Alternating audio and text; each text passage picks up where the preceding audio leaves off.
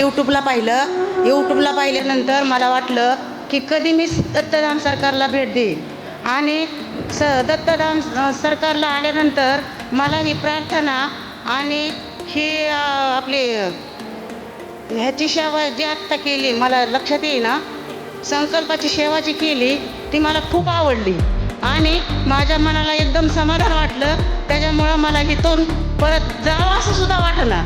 त्यामुळं मी एकदम दत्तधाम सरकारची आभारी आहे. दत्तधाम सरकार की जय. हा संकल्पाला आणि इथं 1 रुपया सुद्धा खर्च येत नाही. मला येताना 500 रुपये दिले माझ्या मालकानं, तर इथं आल्यानंतर मला कुठंही 1 रुपया सुद्धा लागला नाही. सर्व खर्च ह्या दत्तधाम सरकारतर्फे होत आहे. त्यामुळं ह्यात सुद्धा मी एकदम समाधानी आहे. आणि जेवणाची तर इतकी सोय आहे की आपल्या घरी सुद्धा एवढी सोय होणार नाही, इतकी जेवणाची सोय व्यवस्थित केलेली आहे. त्यामुळं मी एकदम सुखी वाटतंय माझं जीवन इथं आल्यापासून.